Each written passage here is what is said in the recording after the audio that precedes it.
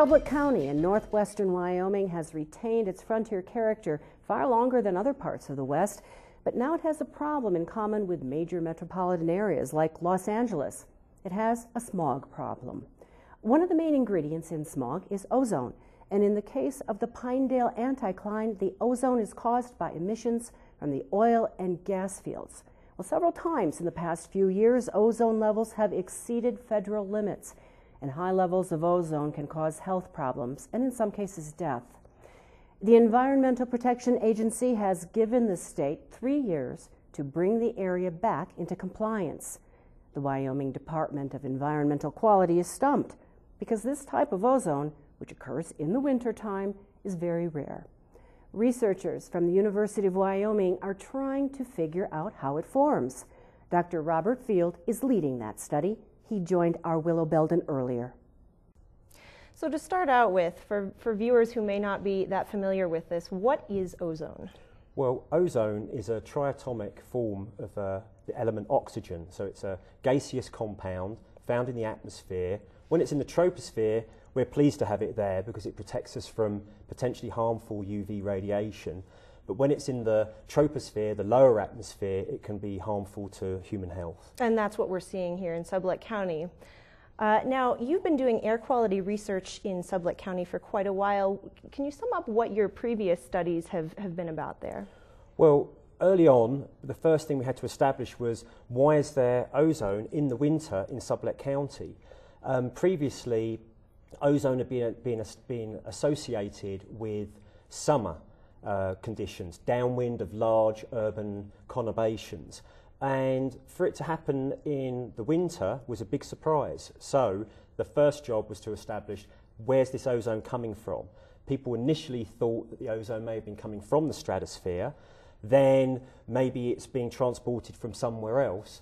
Eventually the realization was made that it was related to the oil and gas development. And so our job was to start to look at, well, how does that happen? And now what were you trying to find out with this year's study? Well, this year's study was to look at ozone precursors. So for ozone to form, you have to have the correct ingredients that come together to form ozone. So you need oxides of nitrogen and volatile organic compounds. And what we wanted to do was to look at the distribution of these in this area that we worried about that has the high ozone concentrations, and see if we could understand the distribution and how ozone may form if there's a critical level. So that was the basis of our work this year. And now these volatile organic compounds and the oxides of nitrogen, these are coming from emissions from primarily the oil and gas industry.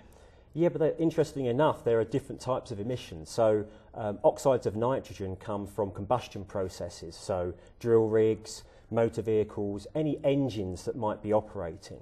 Whereas the volatile organic compounds, they predominantly come from leakage of natural gas, let's say movement of material, movement of the gas out of the gas field.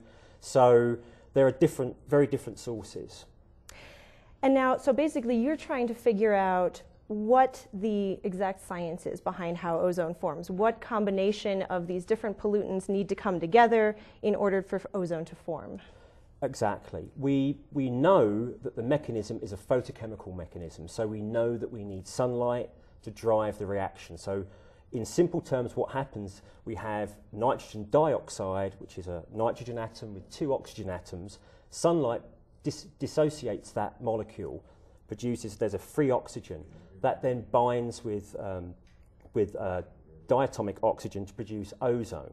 So we know that part of the process, that's well known.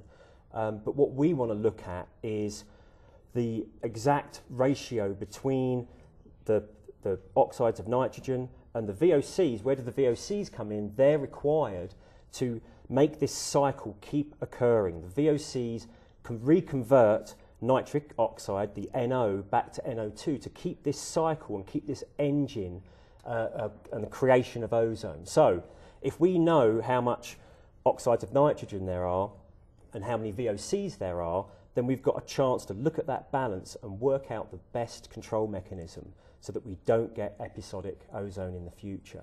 How do you go about figuring out the answer to this question that you're trying to answer, to this equation? Well, the first thing you have to think about with the VOCs, what's a VOC? Well, that's a molecule that has carbon and hydrogen. And if we think of natural gas, what's natural gas? Well, that's methane plus a whole host of other hydrocarbons, some of which are inert and some of which are reactive.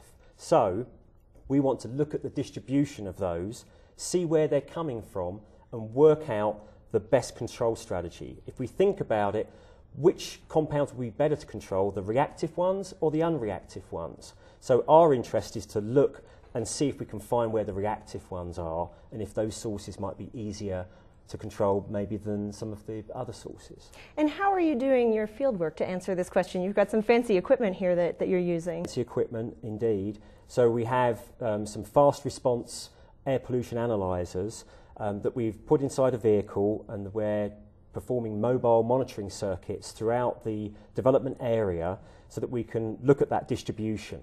So we're measuring oxides of nitrogen, we're measuring methane as a surrogate for VOC, and we're also measuring ozone just to see if we hit any plumes. This driving circuit takes us inside the heart of the development, but also downwind and upwind as well. And then you'll be able to essentially make a map of where the pollutants are high and where they're low. Exactly. So we're going to repeat this circuit. It's a 3 to 4 hour circuit at different times of the day and on different days, so that we can look at the differences we see due to meteorology, which is another important aspect in this equation. So we have emissions, but we also need the correct conditions for the cocktail of precursors to form that episodic ozone. Now you've been doing your field work up there for a couple of weeks already this year. What have you discovered so far? I've discovered that driving for 3.5 hours in a vehicle with air quality equipment is actually a tougher job than I'd thought on the outset. It's the first time we've tried this type of work. So we've found some areas that have consistently high levels of pollution. We've found some intermittent plumes that we've moved through. So we've found some interesting behaviour. We've also found times where we can see pollution accumulation under certain conditions, and other times where we see pollution dispersion. So we've learnt a lot already this year.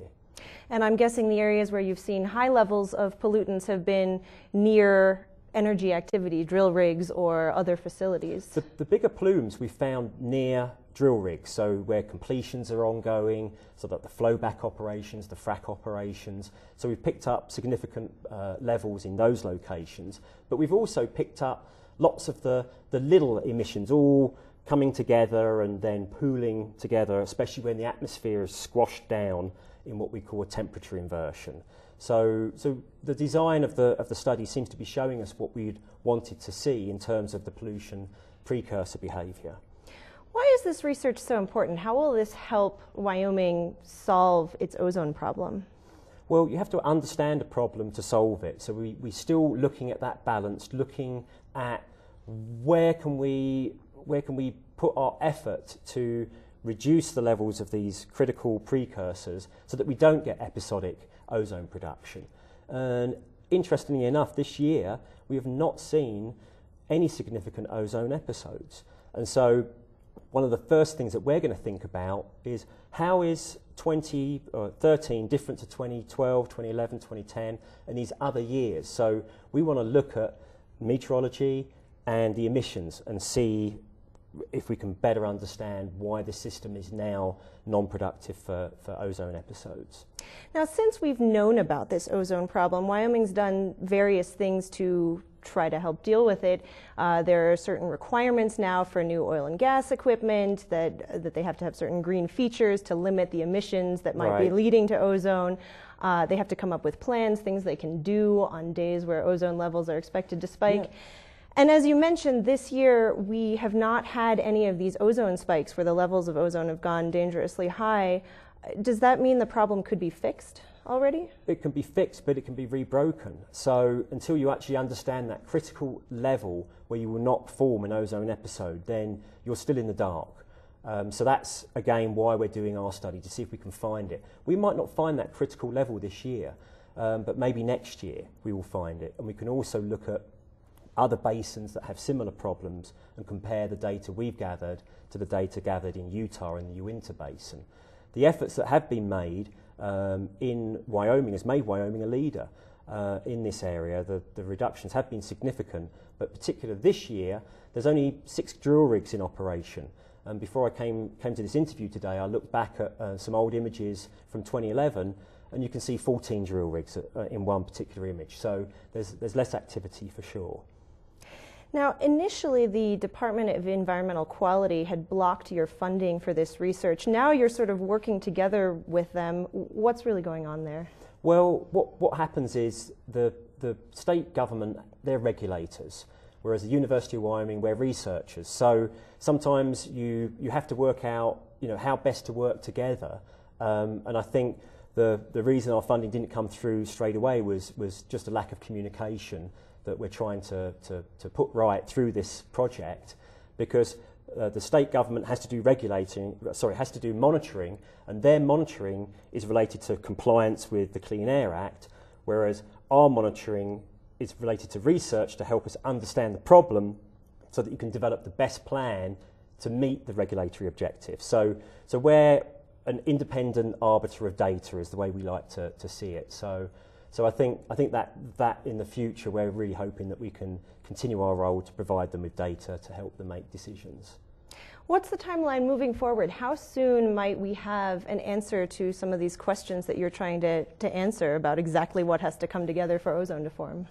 To get the real simple basic equation is going to be difficult because it's not simple. There are lots of other side equations involved. There's snow chemistry potentially, there's other exotic reactions that may have a role. So I think there's a few years still to go in this research program, not just in Wyoming, but in the western US. So we're hoping to work with teams from NOAA, and in fact we already have started working with NOAA in Utah with some new equipment where we can measure even more exotic VOC species. So if it's going to take several years to finish up this research to find answers to what you're looking for, we're sort of on a tight timeline here. Sublette County has been designated a non-attainment area by the EPA because of these high ozone levels. We're not in attainment of Clean Air Act standards. So will we have answers to some of these questions soon enough to be able to come up with solutions to the problem?